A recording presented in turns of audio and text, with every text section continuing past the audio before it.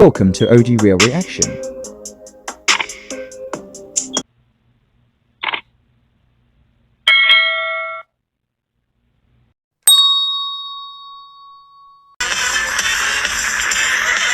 On tonight's show, your host is OG Real Reaction. What's good, YouTube? Back at it with OG Real Reacts. You know, we're gonna do a little slight interview reaction. You know, we're gonna knock them out back to back. Keep it going. Sorry I ain't been doing no videos lately. So, you know, been sick a little bit. Cold weather, in and out. You know how this weather go.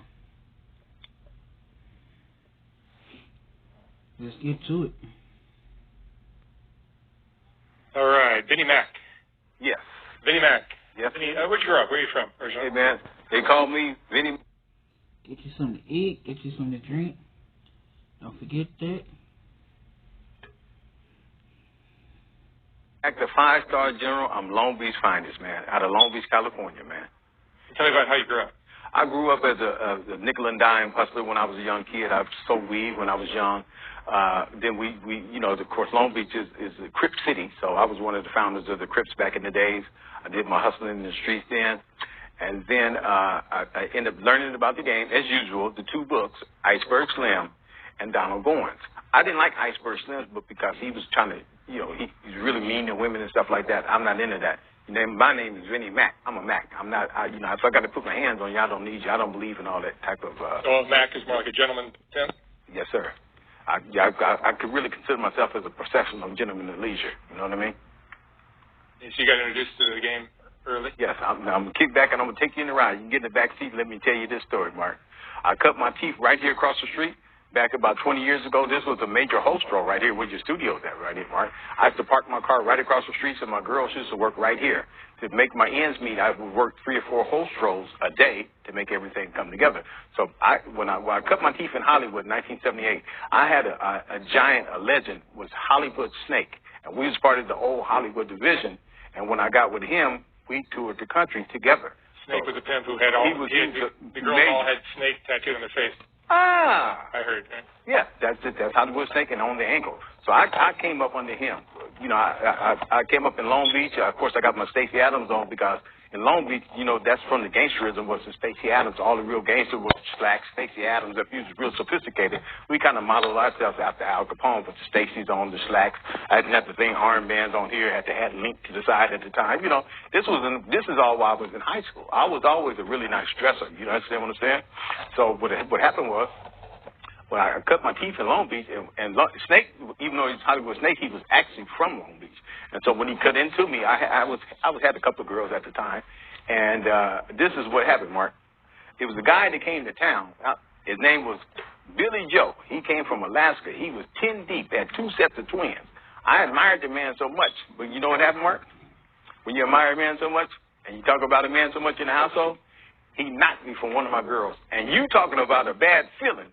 Ask any pimp. When you get knocked for one of your bros, it's getting worse than punched in the stomach and the jaw at the same time and shot in the foot. You dig what I'm saying, man? So if any pimp will tell you, they don't really talk about it on here, but boy, when they knock you, boy, it's a cold feeling. But anyway, you know, I overcame that. That was my first knocking. I got with Snake, and then we ended up going on the road. We worked Hollywood for a while. We ended up going on the road. I was like 5 deep, and Snake stayed between 9 and 13 deep. So we left from down here, we went up to Bakerfield on Union. How do you handle 13 women at the same time? Well, I only had 6. He had 13. It sounds chaotic. Well, let me tell you something about that. It's a good thing that you said that, Mark. You got to put this in perspective. I'm 6 deep, right? But I must have went through 50 women to get 6 girls to jail together. You see what I'm saying? Because you don't just get 6 deep in everybody's state. You got all these different personalities. Some of them like each other, some of them don't. So, you know, when somebody say they're 6 deep, they don't get behind the story to how you got the 6 deep. You know, because you're dealing with all kinds of mental issues that sometimes.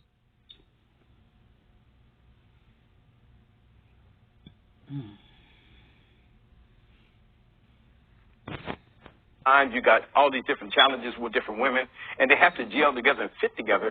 Or not, you take all them girls together and you don't really know them. Guess what's going to happen? You're going to get knocked in. You understand what I'm saying? And so by that happening, I was trying to tighten up my game.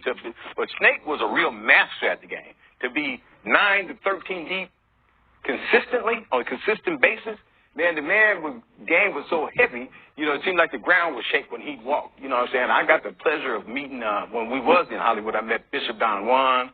I met Detroit Slim. You understand what I'm saying? Some, you know, of course, it was Joe Cato was back in the day. And Joe Cato, by the way, was like 30 deep. You talking about deep? He was like 30 deep. With 2 Rolls Royce, a real master, the Minks and all that. You know what I'm saying? And if you went into Cato country 9 times out of 10, you was gonna get knocked. So anyway, back to the story. We start mounting up, and he showed me how to go international. So we went to Bakersfield. It was on Union at the time. It was about 80, 90 girls working.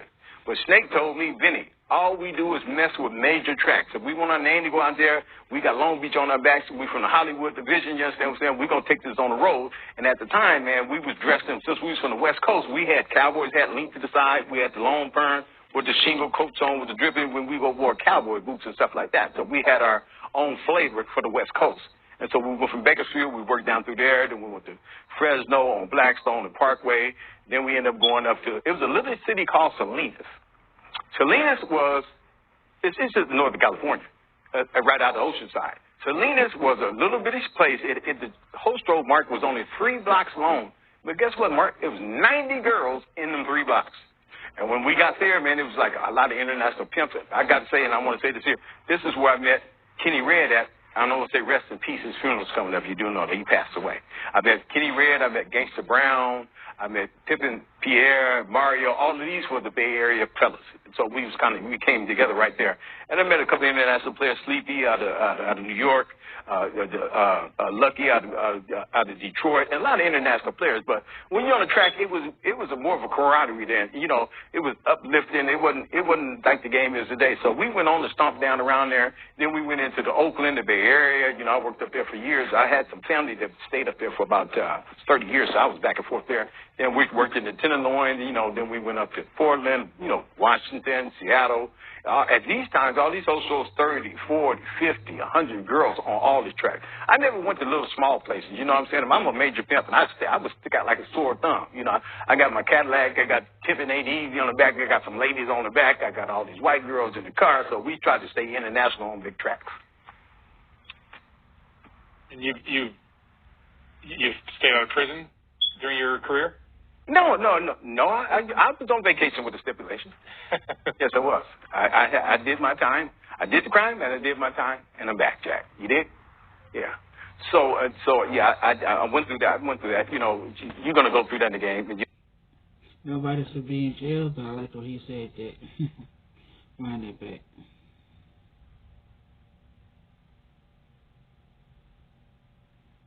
Mark, it was 90 girls in them 3 blocks. And when we got there, man, it was like a lot of international pimps. I got to say, and I want to say this here, this is where I met Kenny Red at. I don't want to say rest in peace, his funeral's coming up. You do know that he passed away. I met Kenny Red, I met Gangsta Brown, I met Pimp, Pierre, Mario. All of these were the Bay Area fellas. So we came together right there. And I met a couple of international players, Sleepy out of New York, Lucky out of Detroit, and a lot of international players. But when you're on the track, it was more of a camaraderie then. You know, it was uplifting. It wasn't like the game is today. So we went on to stomp down around there. Then we went into the Oakland, the Bay Area. You know, I worked up there for years. I had some family that stayed up there for about 30 years, so I was back and forth there. Then we worked in the Tenderloin. You know, then we went up to Portland, you know, Washington, Seattle. At these times, all these host shows 30, 40, 50, 100 girls on all these tracks. I never went to little small places, you know what I'm saying? I'm a major pimp, and I would stick out like a sore thumb. You know, I got my Cadillac, I got Tiffany Easy on the back, I got some ladies on the back, I got all these white girls in the car, so we tried to stay international on big tracks. And you've stayed out of prison during your career? No. I was on vacation with a stipulation. Yes, I was. I did my time. I did the crime, and I did my time, and I'm back, Jack. You did? Yeah. So yeah, I went through that. You know, you're going to go through that in the game. You know, I was under the Mann Act, by the way. That should say enough. And, you know, I went on to, that's when I authored and penned my book, American Pimp, the Vinnie Mac story. That's where I wrote the book at, in prison. So that's where I got the inspiration at. Well, I took a dark turn in there when my mother passed away when I was incarcerated. And so I ended up being in a federal hole for about 9 months. And I started writing my book then. So the guard would come by and say, hey, what are you doing? I said, man, he said, I see you writing every day. You getting ready for your case? I said, no, I'm actually writing a book. And I told him about my mother died. He said, I ain't supposed to do this, but I'm going to take you in the law library and let you start typing it, Mark. And that's how the book came about. I don't want to get too far off the track, but since you asked me about this jail situation, I thought I would explain it a little bit more. So, you know, that's where I penned the book at, like I said. And drugs are part of your life? No, I don't really care for drugs, but I'm telling you something right now, Mark. Anybody said, oh, no, my girls never use drugs, is more than likely lying. Because, see, the dark secret in the game is you really didn't talk about what your family did.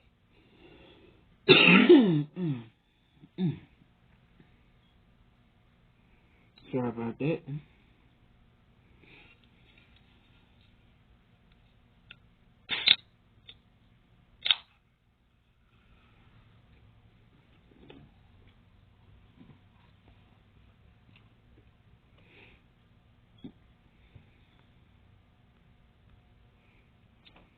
Because if you talked about what your family did, it gave the other pimp an advantage of being in the inside of your home. Of course, everybody at one time that had a drug addict or two, and I'm not going to even lie and say I ain't never had one. You dig what I'm saying? It happens, but you know, but the situation is you want them to try to come up out of the game. You know, you want to try to uplift them off of dope, and then 9 times out of 10, if I couldn't get them off of dope, more than likely they would run off because that's what they really wanted to do, and sometimes they were hard to manage. You know what I mean? But, you know, everybody goes through that, though. So, like I said, once again, they say they ain't never had no girl on some dope, they probably lying. And Vinnie Mac said that. So, you know, I know you did that past interview, and they kind of chopped the white boy real bad, but you can check my record. You understand? That's why I'm putting it down in the ground. So I'm an international player for real. You dig what I'm saying, man? What was your childhood like? Huh? What was your childhood like? You had... Oh, man, my childhood was magnificent. My mom worked at Douglas Aircraft. And my stepfather worked at Douglas Aircraft. They bought a new car. She made the newspaper and all that. My childhood was perfectly fine. I had a wonderful childhood. And I was a pretty smart kid, by the way. What's your parents' attitude about the direction your life took? Well, my mother was like this because my stepfather died when I was young. And, you know, she didn't really care for it, but then, you know, she supported me in whatever I did, but you know what I'm saying? But she didn't really care for the lifestyle that I led, you know what I'm saying? And, you know, I felt like kind of like the black sheep of the family, so to speak, you know what I'm saying? And, you know, that was her take on it. So I actually took a little break. I had some, two of my kids was by one of my girls. And when she left, I ended up getting full custody of my kids. So I took a break from the game. Start taking them to school. I started going to college because I want to be, you know, a good father. And, you know, if I'm telling you to go to school, if I'm not going too. So that's what took me back to college, and where I took up radio and television. I was in marketing and sales. Like I said, I took 32 courses and learned all aspects of that game. You know what I'm saying? But during that time, I had a heart attack, and then I find myself, I'm not going to college. I'm not getting more grant money. Now here I'm a father, right? And I got these kids I need to raise, and then I got back into the game. Back to my mother's point, she said, you took your ass to college, you got all that fucking education, and then you got your ass back in this shit. That was her attitude, Mark. God rest her soul. What's more important to you, love or money? You know what? Love is more important to me than money. You can always make money. You can't make love. You have to fall in love or be in love. You can make all the money in the world, but you can't make love. You've been in love before? You know what, Mark? I'm going to tell you something right now. I've had a whole bunch of women. And I'm going to tell you something right now. Any ones who with me, I loved all my women because if a woman goes out on the track, takes a risking her life, give you all her money, and you don't love that woman, you got a hole in your soul, man. And you're doing what for the girl when she's bringing you all the money? Well, you know what, Mark? You know, I did a lot of things, Mark. You got to realize in this game, it ain't no 401k in the game, right? So I would give my girls a daily allowance that they got a chance to put away. All their furs, and in my program, Mark, every 30 days, I would buy my woman some type of jewelry. You understand what I'm saying? $400 or $500 start off, you know, it's the longer than would be thousands of dollars. Now, they got to keep all of that their allowance, all the furs, the cars, and the money. So when they got out of the game, at least they would have something to fall back on if they started to retire. I didn't have none of them go get with another pimp and gave them all the assets that they had built up, nothing like that. A lot of people don't know, Mark, in this game today, the life expectancy of a girl in the game is only about 5 years. If you keep a girl past 5 years, you're really doing something. Because they grow tired of the game, you know, in and out and running around and doing all these different aspects of the game. And then it's dangerous. And I'm going to tell you something else, Mark, that a lot of people don't know. Me personally, every time before my girls went to work, I would hold hands and be in the prayer circle because I was actually raised in church. You understand what I'm saying? So I pray for my girls, and I'm going to tell you something else, Mark, that a lot of people don't know. Since the game is so dangerous, my main girls, I send them to self-defense classes. You understand what I'm saying? So if they got in any type of situation, they'll be able to handle themselves. They figure they just some hookers.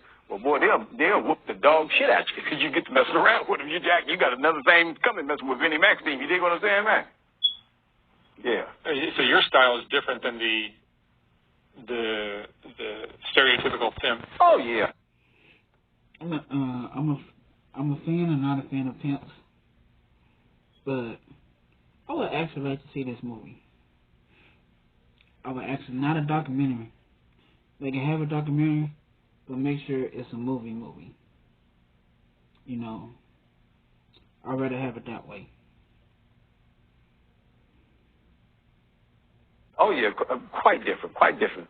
You know, in this situation, it's all about, a lot of times, not all pimps, and I don't want nobody trying to do no rebuttal on Vinnie Mac the pimp. You dig what I'm saying? All pimps ain't the same. Mark, you got to read the characteristics of pimps. You got to remember, a pimp is a whole manager, right? But you got to realize, pimping is one thing. Pimping is a job, but they're men before the pimps, right? And it depends on the attitude of the man when he gets in the game. If he was selfish, if he was brutal, if he was mean, and he got in the game, those are the same characteristics he brought into the game. You know, this is a gentleman's game, man. You know, this is a hands-off sports, man. You know, I'm not going to go through all that. How would you feel? I know one thing. If I was with somebody and they beat me before they went to sleep, they more likely they're not going to wake up. You know what I'm saying? And so I felt the same way. You know what I mean? Because, you know, in the game, you know, you can find a lot of cases where hookers had actually killed their pimps. You know what I'm saying? They had one of the major cases here in California. One of the girls was getting out finally from that, and they have several other cases of that. So you kind of underestimate your girls, and if you, like I said, it depends on the man himself. Pimping is one thing, but we all men first, Mark. You see what I'm saying? So it depends on how you were. You know what I mean? How has the game changed in all the years you've been doing it? Oh, Mark, let me tell you something, man. I'm gonna give you the game has changed. Let me give you a couple of examples. The time has changed for one thing. And I'll tell you something, let me put this out there, Mark. All the hookers choose their pimps, or what they so-called pimps, right? So what happens was, when they end up choosing a gangbanger or a drug dealer or something like that, and then they have a bad mishaps in the game, they say they hate pimps. But they never had a pimp in the first place. They took somebody else and tried to make them a pimp. But there wasn't pimps in the first place. So the game has changed because those type of people got in the game. They didn't learn the game. See, I learned from Hollywood Snake, a true veteran. I learned watching Gangsta Brown, Fillmore Slim, Bishop. I watched them come up. You know, I came up right. But today's guys, they don't want to have, he's OG. They don't want to hear nothing you got to say. You understand what I'm saying? So what they're doing is they're making up their own style of the game, Mark. And what they did. One thing I know is I use this in business. Time change. We change our clothes. We change our shoes. We change our drawers. The game don't change. Everything stays the same in that area. If you have an OG that know the game, learn from it.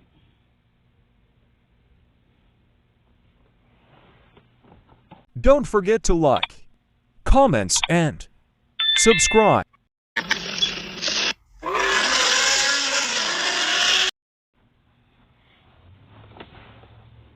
Back. God damn. Whew. Let's get back to it.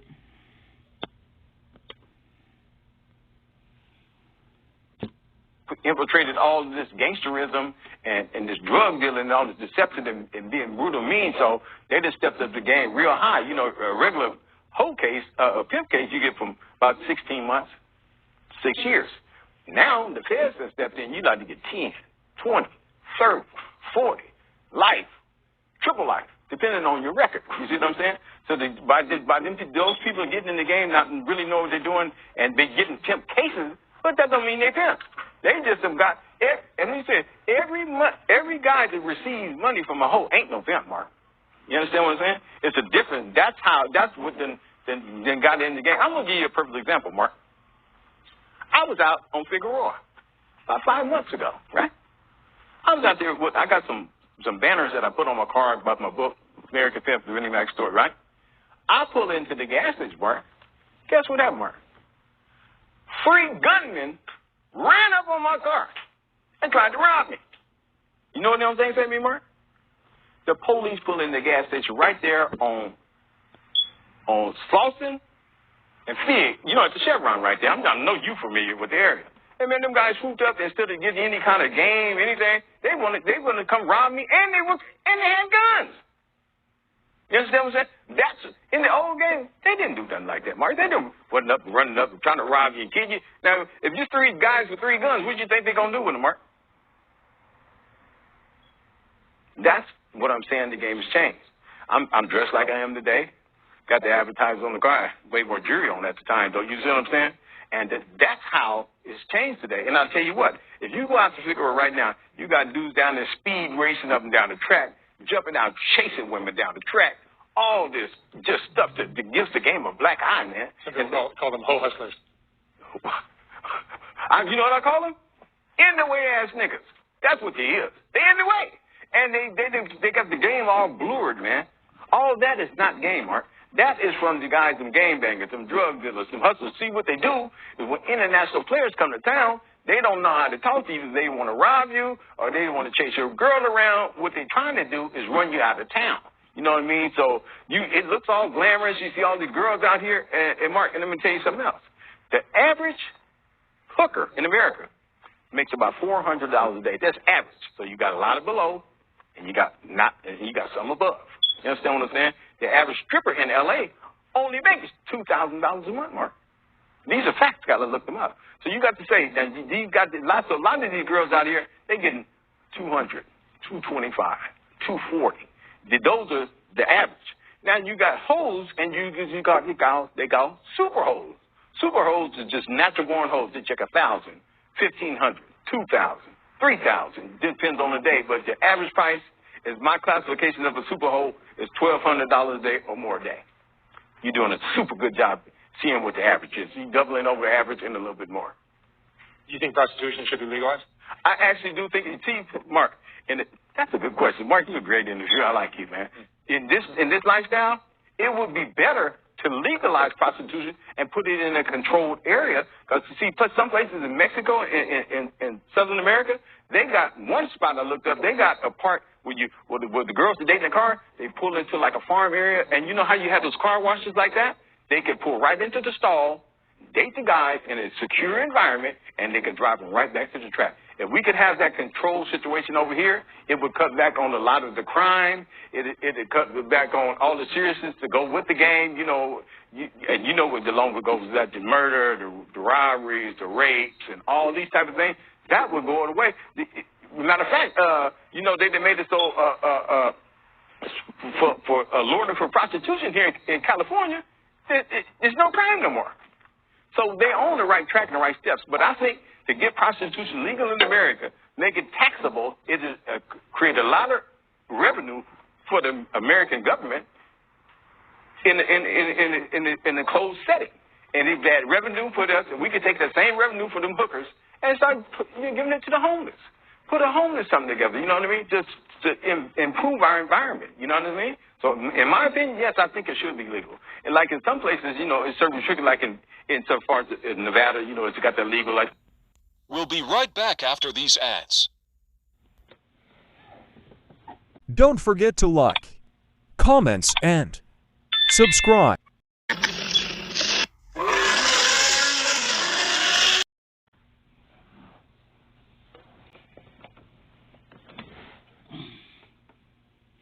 Mustang rents and stuff like that. We need to spread that abroad. not only the brothel, but the street workers too, like I said, and have their closed environment where they could just park and date and do the thing, and it would make things a lot better, and all that other crime that goes with it would go away. Or most of it, anyway. I can't say it would go away 100%. Pimps are one of the most hated segments of society. Is the most hated. Probably, yeah. Pedophiles and pimps. Yeah. What would you say? I mean, what do people not understand about pimps? I mean, I know there's many different types. See, first of all, you kind of answer the question. There are many different types. You got to remember, pimping is a job title. It's the man itself that gets into the game. It gives the game a black eye and make it hated, because all you hear about is they make women go to force. They force them into prostitution. They kidnapping them. They raping them. They do hell against their will. But that's so far from true. It's ridiculous. That's it. I would say I wouldn't even give it 7 or 8% of the overall 100% scope that actually happens. You know what I mean? And that's why the laws are going up for people like that. But overall, pimps are not. I know I wasn't a bad person. I can't speak for each individual, Mark. So it's kind of a blanket statement I'm making here. You know what I mean? What kind of qualities does a woman need in order to do this kind of work? What do you look for? Well, you got to first of all, Mark, as I've studied this a little bit, right? A lot of women that get in the game has either been molested by their uncles, or fathers, or brothers. They've been in foster care. They're molested, abused by the foster care system. So those types of women come out of that strong because they have to survive all of that. So it has to be a person that has kind of been through something to be able to go through something, especially being in this type of game. Now, they got some people that everybody's not like that, but a high percentage, and I don't want to misquote the percentage, but a high percentage comes from that background. Or, they came from the mother on welfare, the mother was on drugs, the speed, meth, heroin, and they grew up like that, seeing that environment, and some of them just wanted to better their lives. And I'll tell you what, Mark, a lot of women that be on drugs and get a man, they'll end up putting their daughters out. You understand what I'm saying? I'm going to tell you something else, Mark. 60% of team that I had, I met their families. And once they got to know me as who I am, and knowing that's the way their daughters was, they got my blessing, because you know what? I always respect to help their families, their sisters, their brothers. Some of them had kids. A lot of the women in the game, either their grandmother got their kids or their mamas got their kids. They get the little county check, but they wasn't getting an extra. So I would try to give them some extra money, like I said, put something to the side for them, to really try to help them and their families, You believe in karma? Yes, I believe in karma. Yeah. How does karma play out in your life? Well, I went to jail. That's how karma played out for me. I went to jail, but it's a part of the game. I didn't go to jail for pimping. I went to jail for mispimping. Let's make this true and correct, right? When you mispimp, you go to jail. When you pimp right, you don't go to jail. But yeah, karma is a mother. And I'm going to say, when you study about karma, all those guys that beat the women, force the women, do all those things that brings that karma back on you, it's going to come back to them. Double or more. You know what I mean? So when they get it, I got 20 years. I got 30 years. Oh, yeah, well, how was you acting when you got it? That's karma. Do you regret getting into the game? No, I don't regret. How old are you now? I'm a youngster, man. You dig what I'm saying? Yeah, I'm ageless. You've been around. Yeah, okay. How about that? Yeah, man. If you had your life to live all over again, what would you have done differently? Well, you know what, Mark? I hate to say this for you, but I'm a religious man. We're all in the book of life already, Mark. You couldn't change your life if you wanted to. Because guess what? I could have been born 1,000 years ago, and you could have been born 2,000 years from now, and guess what? We wouldn't be having this interview if God didn't want us doing it here now, Mark. How about that? So there's lots of drama and chaos in the life that you lead. I mean, tell me some of the stories about some of the girls you've worked with, or some of your friends. Yeah, unfortunately, I was blessed to be in the game for a very long time, and I've only had one girl that actually got killed in the game. And she was messing with a mafia, I won't say which one. And when she got with me, she was dating one of the guys. And so some kind of way she owed him some money. In the mob? Yeah. Yeah. Yeah, but in the mob. I won't say which one. Right. We'll leave that alone. But they wouldn't even take the money back, Mark. They want to take her life instead. I've had, it was instances. We'll We'll be right back after these ads. Don't forget to like, comments, and subscribe.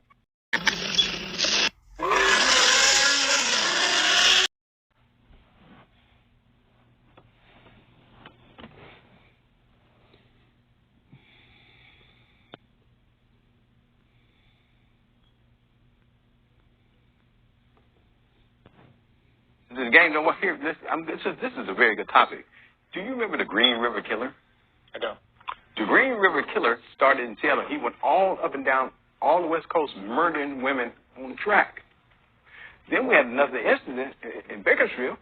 Was another killer out there killing all the women on the track. So there's a lot of tragedy that you really don't hear about the backstory of how that goes. You know what I'm saying? The serial killers, the rapists. Women have been sometimes stabbed and, in some cases hit with a hatchet. So it's a lot of tragedy in the game that's really unspoken that really needs to be talked about and addressed. You know what I'm saying, Mark? It's a very dangerous lifestyle. It's a very, very dangerous. And I want to say this here. If you got something that's better to do, find another occupation. And that's real talk. I'm just telling you from Vinnie Mac's perspective. I don't care if you pimps don't like it or what you got to say. This is my own mouth, and I can say what I got to say. Because doing all the tragedy and trying, if somebody got something to do something different, try something different. Go to school. Get your education, man. Try to better yourself. As a pimp, your role is to be not just their money manager, but their mentor, right? What other things? Among other things, you know what I'm saying? Of course, you psychologist, you your lover. In my case, since I kept a lot of religion in my household, you brought the presence of religion into the household and stuff like that. You basically do everything. You know what I'm saying? And like I know you've heard this before, but your girls are like your wives. You know what I'm saying? It's like being in Utah. You got 8 or 9 girls together. You know what I'm saying? So all of them are like your wives if you treat the game right. It's a lot of game. I'm gonna tell you something else, Mark. A lot of pimps get killed. I'm going to tell you, let me give you an instance about how dangerous it is for us. Like the statement I told you over on Figueroa. Now, we in Hollywood on Sunset, this girl, gangbang girl came by and was just talking crazy to us, right? And said, you say something, I'll go get my men, he'll come kill all of y'all, Mark. You understand me? I left. And guess what happened? The man ran up and said, you guys pimps, and started trying to gun everybody down.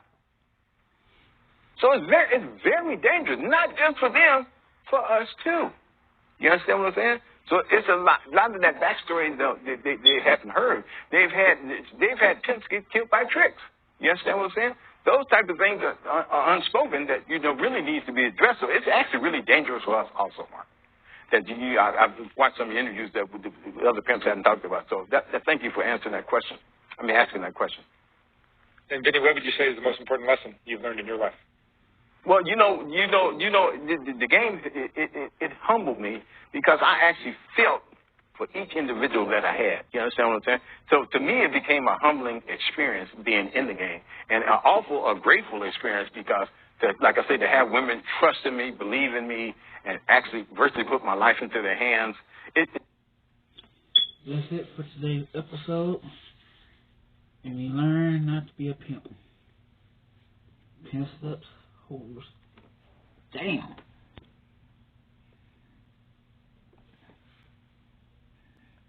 And before I exit after the video, it's just a meaning, not if you're a woman in any type of way, no shape or form.